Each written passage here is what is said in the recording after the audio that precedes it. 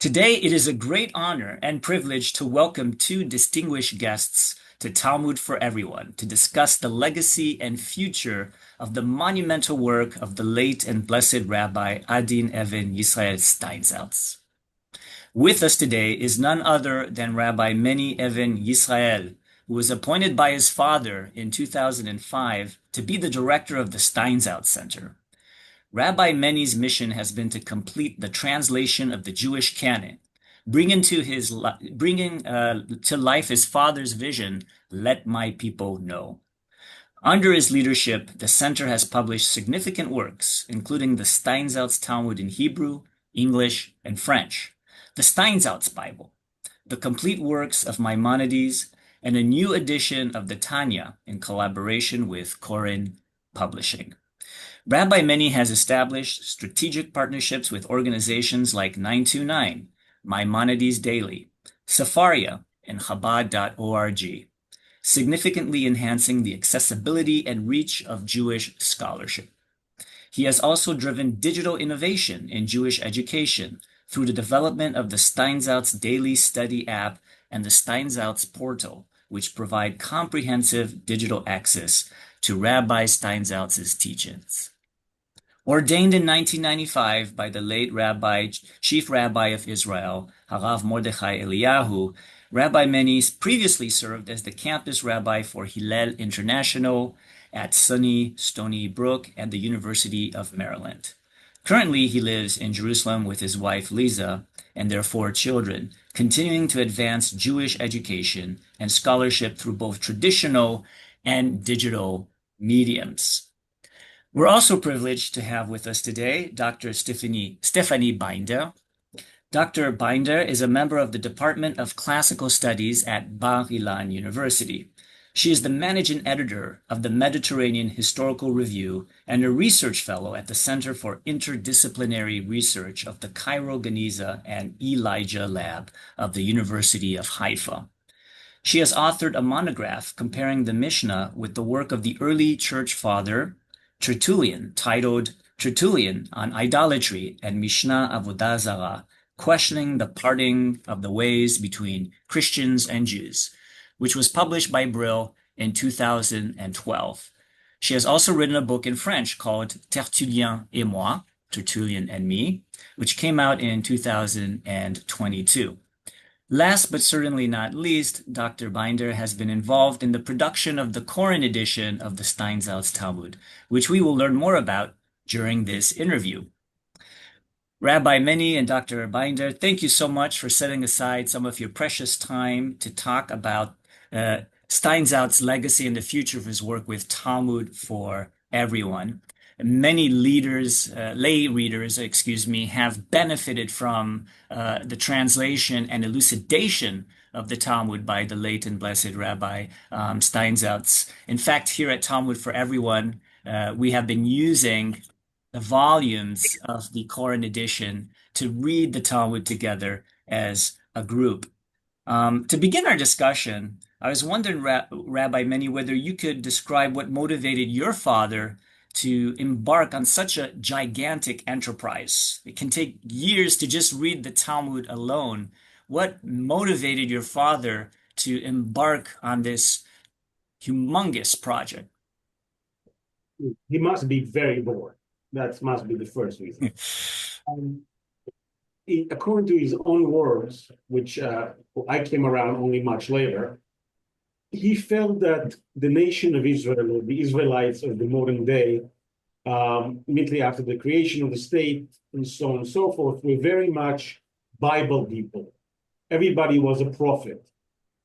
And he felt that instead of being prophets, which is very nice, it should be something that we try to do for many, many years. We try to answer God, not just to listen, but to answer God. You know, the famous story of the Jews in Mount Sinai receiving the Torah and saying, Na'aseh v'nishma. So yeah, we did for 1,000 years, we did whatever God wants, and now it's time to listen. It's time to comprehend and understand, and that is really the purpose of the Talmud. And in his words, if the Bible is God talking to men, the Talmud is men talking back to God. And I think he wanted it to be part of every household in the nation, and I think in general in the world as a whole. I'm not sure that I know that in the one way, his terminology of "let my people know," which became a slogan and motto later, really, I'm not sure how limited the people are. It seems to me that he was teaching Talmud all around the world. He was very open about it, to make it accessible online. And that, I think that was the purpose, to make people see the rationale or the irrational, especially in Shrakit Avodah Zarah, of the way you deal with people in general, and having a place accessibility of where you can see the struggle of humanity to answer bad God. I think that was the main purpose. That's very interesting. Did your father have non-Jews in mind when he was translating the Bavli, the Talmud, the Babylonian Talmud, or was he primarily interested in making the Talmud accessible to Jews, most of whom, quite frankly, aren't that familiar with the Talmudic text?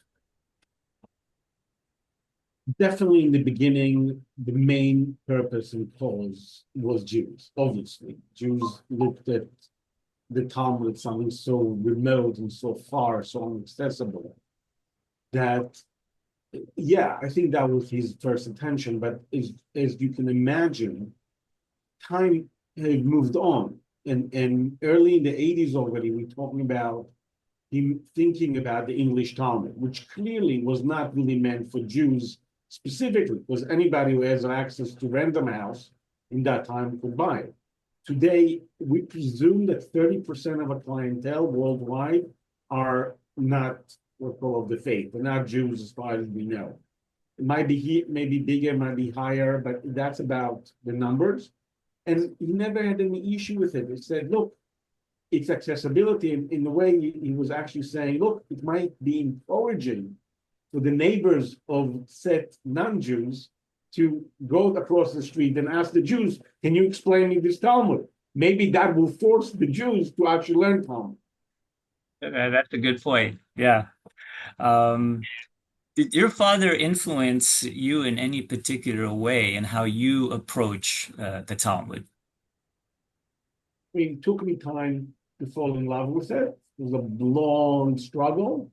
The Talmud was the other child we didn't have. It was around the Talmud.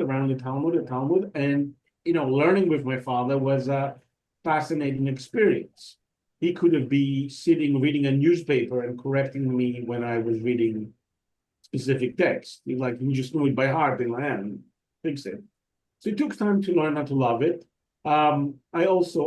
Because of my work with editing and translating, I love to see just the Talmud's one a more, in a sense, more organic and or those who are never been edited properly, or those who've been heavily edited, like again, Tractate Avodah Zarah, which is clearly being played around back and forth, and in my view, the way I read it, and it's censored and not censored, and who is talking to, I found very fascinating. Like it. That's one thing I learned from my fun. But that was the main influence. And the main influence of it was, I think, is that even if you take a project that takes you 40 years, never give up. And that idea that you always move forward, and even big, large projects can be dealt with, I think that was probably the main message of working in the Talmud project. Good, good advice for me, or consolation for me to continue my minor projects and complete them. Yeah, and for the audience that is listening, Rabbi Meni was making an allusion to one of the tractates of the Talmud called Avodah Zarah, which deals with idolatry, and Dr. Binder has written about this particular tractate. It did undergo some censorship later on during the Middle Ages. So Rabbi Mini, you're the chief executive officer of the Steinsaltz Center. That's something I already alluded to during the presentation at the beginning. Could you describe for our audience what this center is about in more detail? What are its projects and objectives? Wow. And how long we have? Take your time. Um, well, the center is dedicated to its sole mission to let my people know. But in the back of it is the second, if you can imagine a coin that you flip, coins have two sides. So if one side is letting my people know, the other one, which is another motto or family mission that we try to follow, which is better to be an apikoros, an heretic, than an ignorant. So our main work in the world is not to make more heretics. It's hard enough to make one, but to get the world away from the concept of being ignoramus. So we're trying to provide the material text that anybody can access, and at least whatever they learn, they will be outside of this particular framework or box of ignorance. Being ignoramus in my father's eye was the biggest sin. The biggest sin of them all. He didn't care if you were observant or not observant, but what he cared about is that you don't know. If you don't know, we could not tolerate it. So that's the main mission of the Steinsaltz Center. How we do that. So we have first commitment, second commitment, and third commitment. First commitment is my promise to my father that I will keep his 5 major canonical work, the Talmud, the Mishna, the Rambam, the Tanakh, and the Tanya, translated to both Hebrew and English. That's the main emphasis. So it's the Bible, the Mishnah, the first oral law, the Talmud, the second part of the oral law, and then the Maimonides work on law in general, and the Tanya, which is a preliminary work of Chabad Hasidim and Hasidus and spirituality in general. That is my first and foremost job. We have another 2.5 years before we finishing the Mishnah and Rambam in English. And in that part, my promise to my dad will be complete. That's the first mission. The second mission is other languages. So right now, our third language is French, which we are about to complete the complete translation with the help of Professor Binder to finish the entire French edition. And I don't know what we do next with other languages, might be German. But there's a whole different world of AI now that there's a whole different development that we never participate and we never anticipate this, and we'll see how it's working. And then that's the 2 main work. Then my father left, according to our estimate, another 80 books, maybe 100. The man was prolific on every aspect that you can imagine. He has books on the life and the life cycles of grasshoppers in the land of Israel. Well, that was his biology thesis that he one day wanted to publish. He has a book about archetypes of humanity, the lawyer, the doctor, the professor, the rabbi, et cetera, et cetera. He has a science fiction book. He has 2 novels. This is at the top, we're not sure we're ever going to print any of those. This is the stuff that we're keeping inside. But on top of it, there's a tremendous amount of essays on education, on faith. His commentary that was published on the Bible is only half of actually what we have. The other half, about half, for example, when he works on the book of Ecclesiastes, is unbelievable. The man continues speaking about hours on end, and so on and so on and so forth. We estimate there's another 14,000 articles. Wow. Are these works that aren't published written mainly in Hebrew? Which language did he prefer to write in? So he writes by hand. He stopped in the early 70s. Everything was typed. Again, it isn't really healthy because, of course, nobody bothered to move it from pamphlets to computer, but it's okay. Mainly Hebrew, but you have stuff in English. There's minor stuff in other languages, but really mainly it's Hebrew and English. We've emphasized on Hebrew. But today, translation, which we do for the last 30 years, is doable. We have people who became Steinsaltz experts over the years. They know exactly what he meant and they already know how to translate. And again, as I said, AI is a whole different monster that we don't know yet how to deal with and what's the impact of it. Delighted to discover visiting the website of the Steinsaltz Center is that in addition to having the translation and the paraphrasing of the Talmud, so the Mishnah and the Gemara, on the Steinsaltz website, there are also the explanations about like halachic notes, other things that are there, which correct me if I'm wrong here, they're not available on Safaria. Safaria has a deal where you can just have the Gemara text, but you don't have all of those other notes, which are open access on the Steinsaltz website. Is that correct? Yes, because listen, we try to make it so there be a reason for people to come to our website. Some Yeah. reason, minor. Yeah, it was part of the conversation we had with Safaria. That's what they're interested. Also, don't with the respect, and it's very hard. We had to spend, I don't know, thousands upon thousands of dollars to create these images and shapes and everything else. Even the Greek, the French, Aramaic, Syrian, all these languages, they don't have the technology to do this. It's a matter of a really limited technology. So we have it on the website, and we're very proud of it. Hey, you have something unique.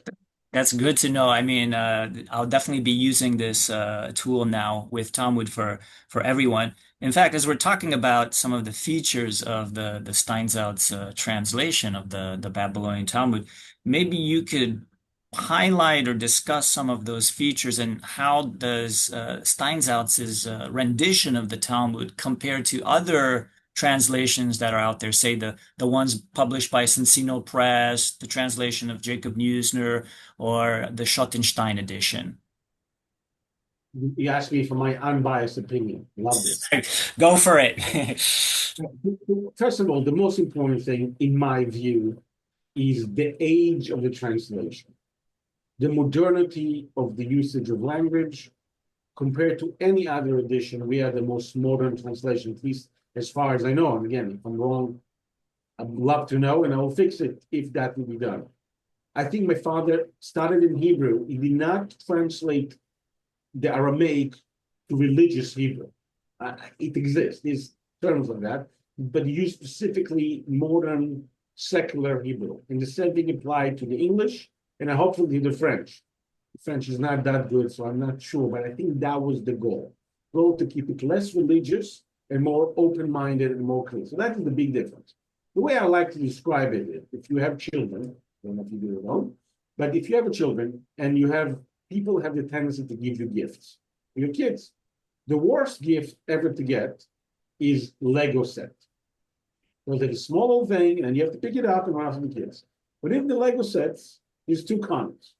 There's the real original Lego, the Lego insignia made in Denmark, and then you have the fake one.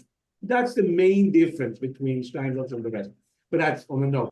That's one thing. The other thing I think is very, very important in Steinsaltz Talmud is all the extra material. But Moshe Feinstein, which was one of the most important halachic religious law figures in the last century, when he received the first book, and it's in the book, it's in the endorsement of the book, he says this book is not meant for people only who are newcomers.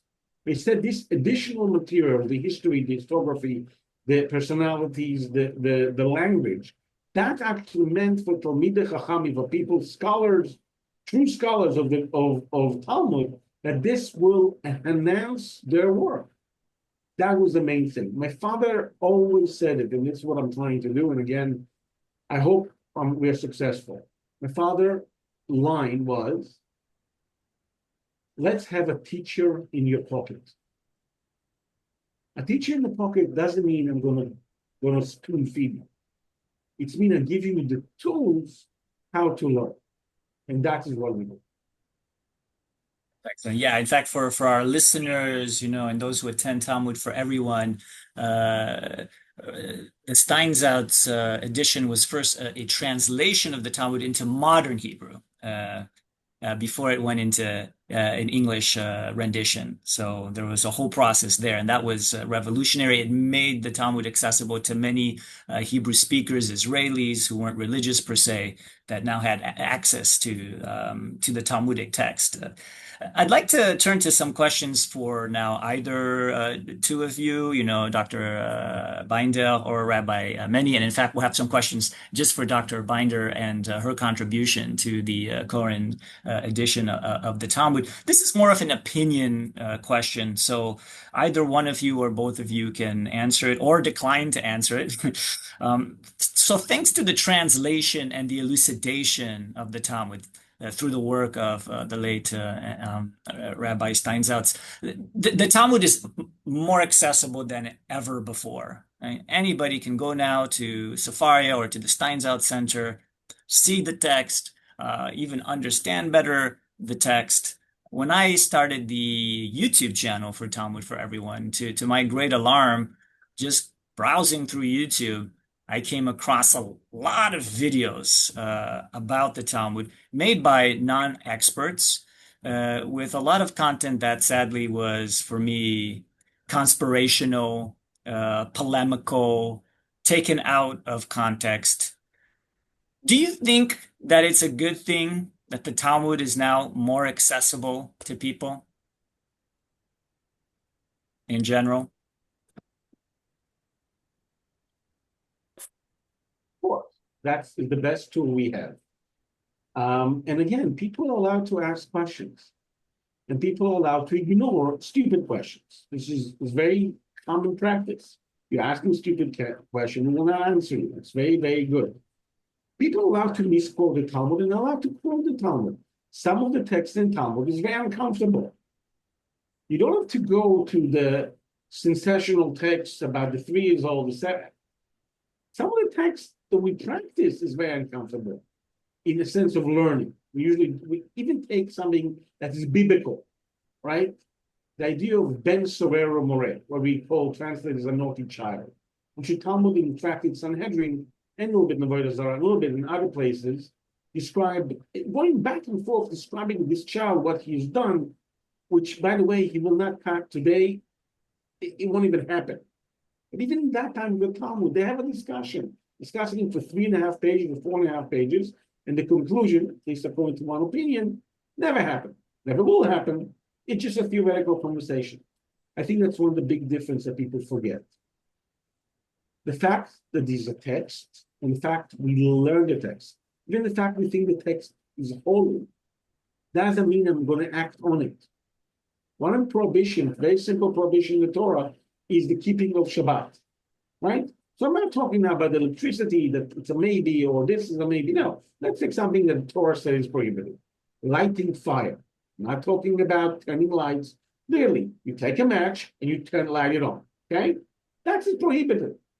If I will go around and go and try, forget about going to, go to prosecute anybody religiously, just to go around the neighborhood, my neighborhood in Jerusalem, and tell everybody, the process will never be end. There's a difference between theoretical conversation and practical action. And that's extremely, extremely important. The problem, if I may, that you might want to take later out, is that's the difference in Judaism and other religions, not all other religions, specific religion, is that there's a difference. There's a difference between the theoretical conversation and the deep conversation. I can spend hours on end discussing these ideas in the theoretical, theological way. It will never come to practice. And that's a big difference. I think it's a huge difference. When the Torah comes and tell me the rules and laws, it doesn't mean that I have to act in them. And if somebody said, wait, but you're praying for the Messiah to come, well, the Messiah will come, we'll deal with it. Okay? It's one of those things that once it's there, we deal with it. We talk about, when I describe to people this concept, and sort of a bit too long, the idea of Messiah, it's so big, it's so humongous, it's so out of our context of, I don't know if every world today, of the world today, is out of this context. So if we'll come, then we'll deal with sacrifices and many, many other issues. But for the moment, it's a theological conversation. I'm allowed to have an opinion that not everybody likes. It's allowed. It's tremendously, I know it's a miracle. It's a question people cannot fathom it. I'm allowed to have 2 contradictory opinions. If I may, again, and feel free to do whatever you want. Israelis today, you ask Israelis, what do you want?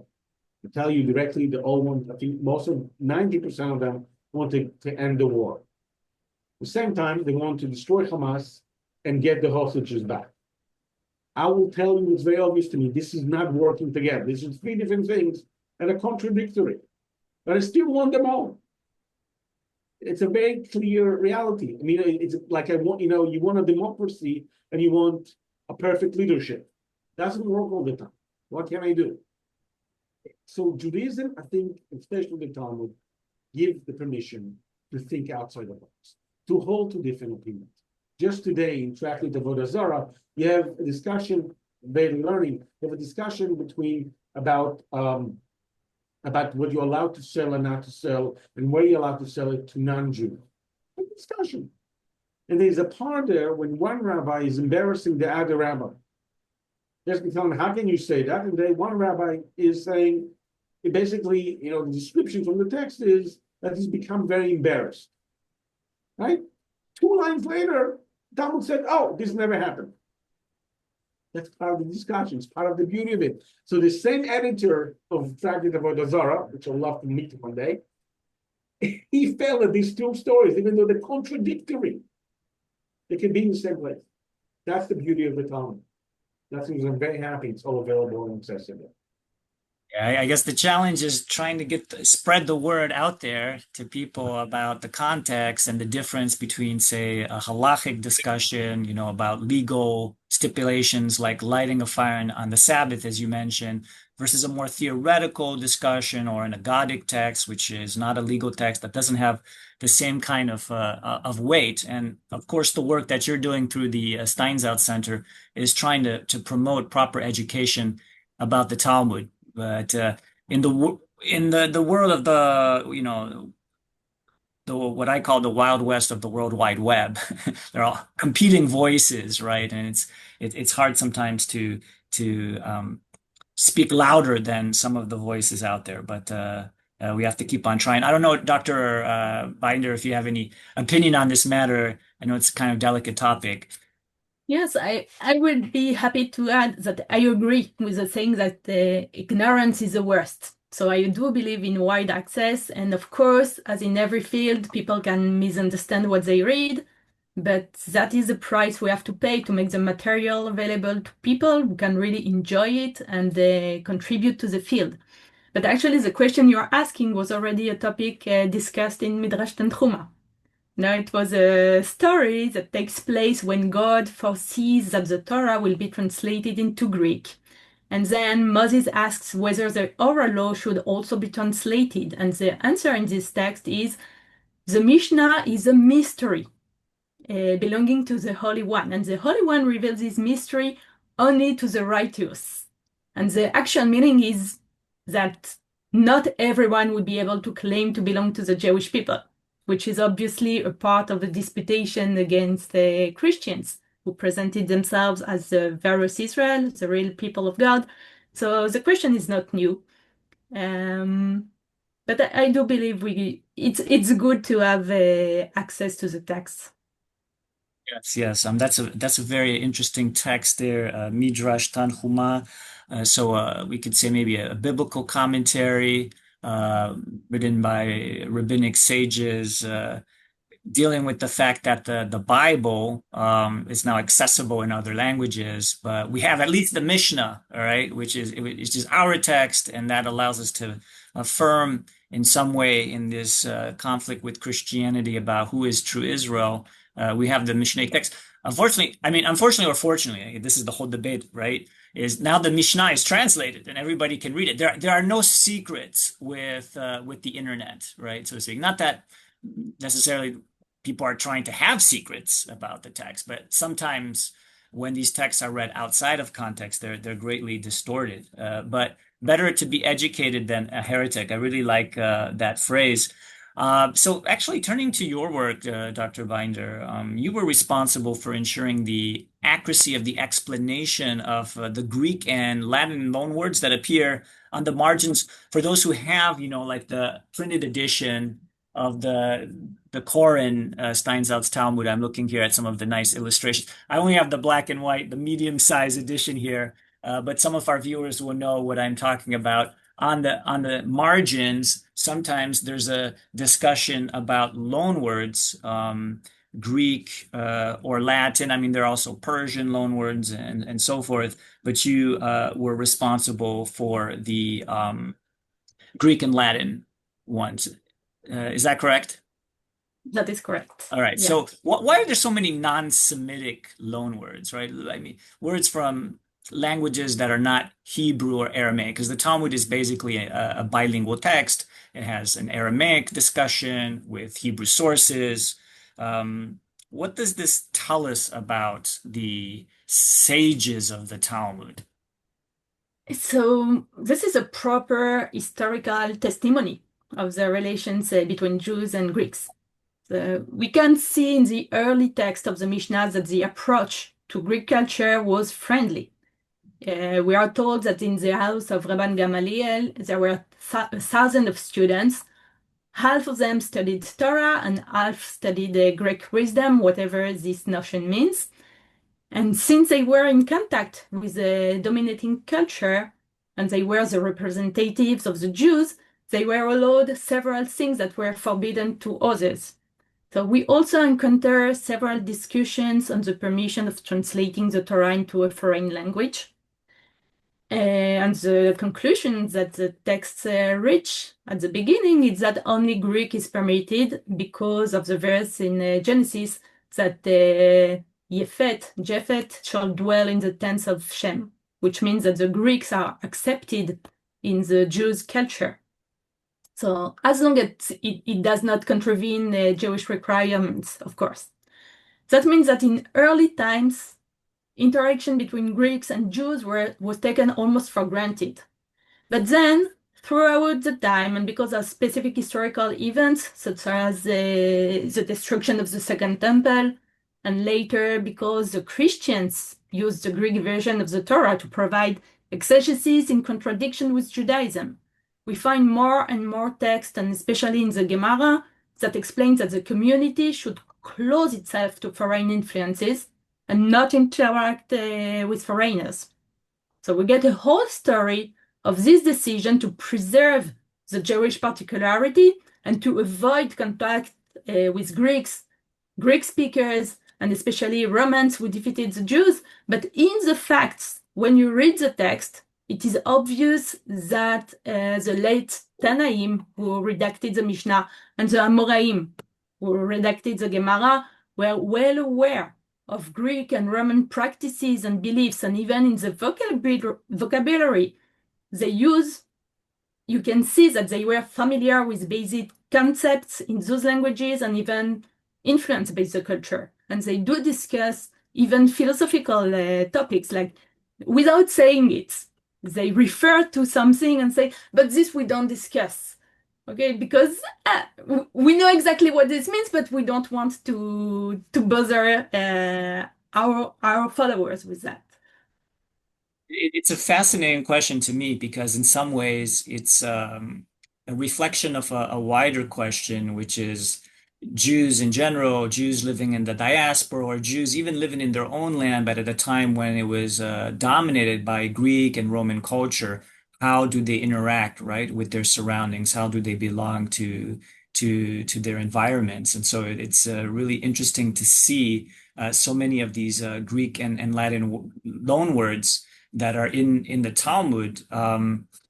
Were there any words that you found particularly interesting or challenging to explain?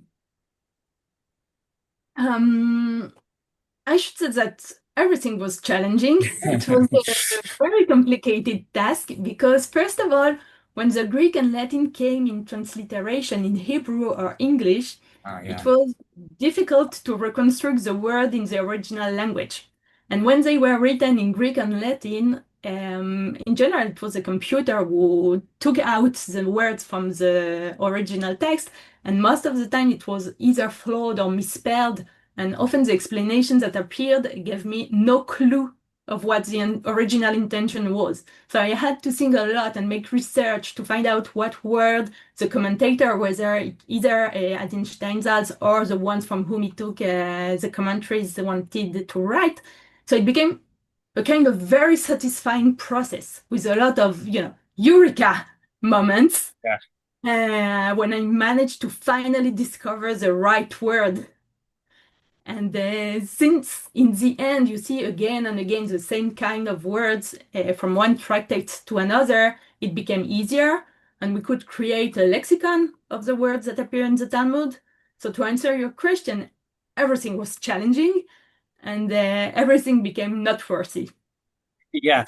Now, this is reminding me as somebody who learned modern Hebrew later on in life, the hardest words sometimes for somebody who is learning the language are foreign words, like this long word written in Hebrew script. And like, what is that word? Oh, it comes from a different language, like università, written in Hebrew letters. And like, how do I decipher that? And so what Dr. Binder is alluding to here is the fact that, of course, we have the Aramaic script, yes, writing loan words in Greek or Latin with a different script, and that is a challenge in itself. Mind you, it's just consonants as well, and then trying to reconfigure the original Greek or Latin must have been a huge challenge. In fact, this is a question I should have asked you at the beginning. I mean, for me, it sounds like such a huge task to verify all these loan words, because there are many, and the Talmud is a sea, right? It's a huge corpus. How did you, first of all, even get recruited into this project and complete this gigantic task? So around 2012, a colleague from my Department of Classical Studies at Bar-Ilan University was a neighbor of the head of the project, and he told me that this neighbor was looking for someone who might check the notes on loan words from Greek and Latin throughout the commentary of the Talmud. So that is how I got involved in the English project.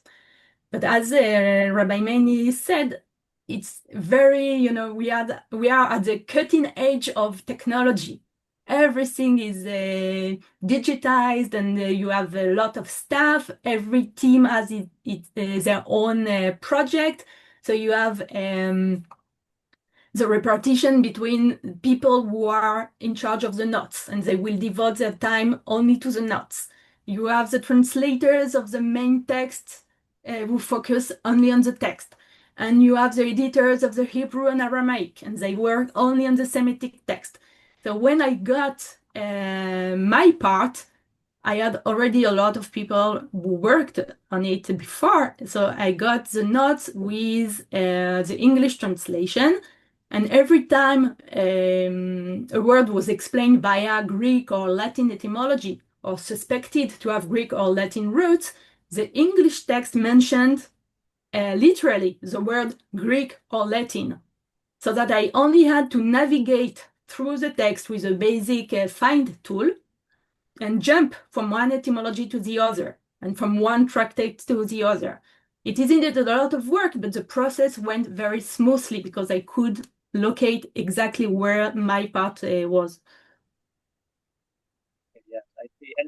And we've alluded to earlier, there's a French edition of the Koran Talmud that is currently in progress. I guess I think for our viewers, I'm very interested. I'm a Francophone myself, to learn more about this project. So I don't know if Rabbi Meni or Dr. Binder, if you could tell us about this project. How did it come about? What is the progress and expected time for its completion? Is it going to be any different from the English or Hebrew editions of the Steinsaltz Talmud? Well, from the outside, it looked very similar to the English edition. It's actually not, for the moment, it's not a Korean edition. It's Okay. the different French publisher. It's called Bibliothèque, which is located in Paris. Very nice man. I don't know if he'll be able to do the entire work. It's so expensive. But right now, he's the carrier of it. I know Koren was engaged in conversation to procure that particular project. So the original French started somewhere in the 80s, but it was always done in the, okay, we have extra funding, we move it to the French. About 5 years ago, I like to say, I was approached by a major foundation, the Drahi Foundation, and they asked us to do it quicker.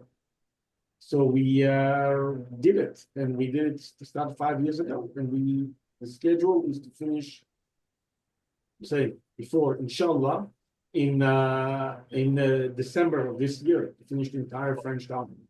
Wow.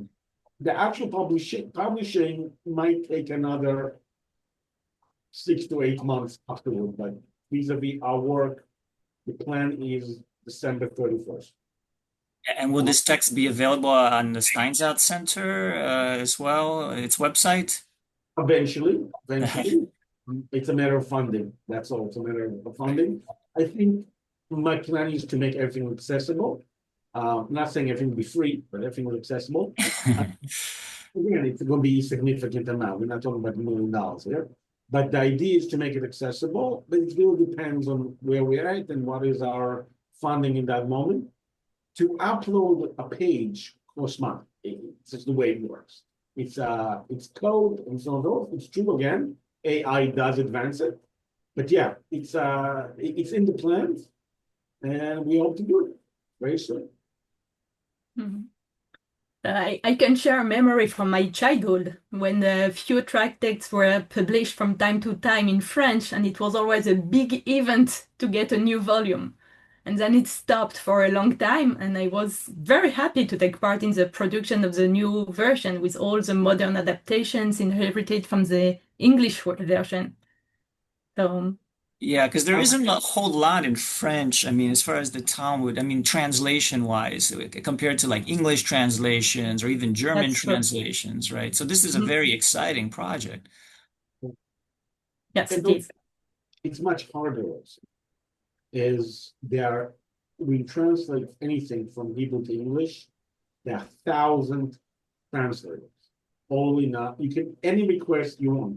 Whether they have a PhD, live in Berkeley, and learn 6 years in yeshiva, I'll get you 2 dozens of those. 2 dozen. And if you want somebody who actually have Italian origin, we'll get you that too. In French, reducing the amount of available good people, Right. again, we emphasize the language, the numbers are minimal. Talking about maybe 100 people available worldwide. And that's, by the way, my concern about the next language, it become harder and harder to get people who also have classical education, so to speak, and also have a background in Jewish studies and open-minded enough to translate it in the way we do it.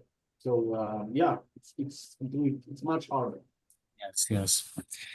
Well, thank But you. it's funny. Yeah. It's funny the way it works because on the staff for the French version, you have the French speakers and you have the technical people who Right. speak English. So we have to coordinate between all the teams, and it's very interesting way of working. Yeah, I can relate to some of this because I just recently got recruited to work on help out in a translation project of the Bible in French, and even then, there is a limit in qualified translators in certain capacities. I'm speaking of in the French media. But it's been just wonderful to have both of you here. The projects are so consonant with what Talmud for Everyone has been trying and will hopefully continue to do as it grows. For those interested in following the progress of the work of either of you, what are platforms or websites that they should be aware of? By asking steinsaltzcenter.org, everything is there. You can get anywhere. We have an app, we have social media. I personally very active in Twitter, which gets me absolutely nowhere, but it's a lot of fun. It's a lot of anger issues that we can develop or work on. Yeah, it's available everywhere, and our progress usually has been reported at least once a month, once every other month publicly. And just follow the local newspapers. Will be a sign. This book is coming out. This book is coming out. Usual way. And we'll be sure to have those links provided below the YouTube description once this video is uploaded. Dr. Binder, is there anywhere people can go to learn about your research? You can find me on all the the social media on academia.edu with my name. And you have all the list of publications there. Great. So we'll provide a link to the academia webpage. It's been Rabbi Meni Even Israel and Dr. Stéphanie Binder talking today with us about the incredible work on the Talmud by the late and blessed Rabbi Adin Even Israel Steinsaltz. Thank you. Thank you very much. Thank you.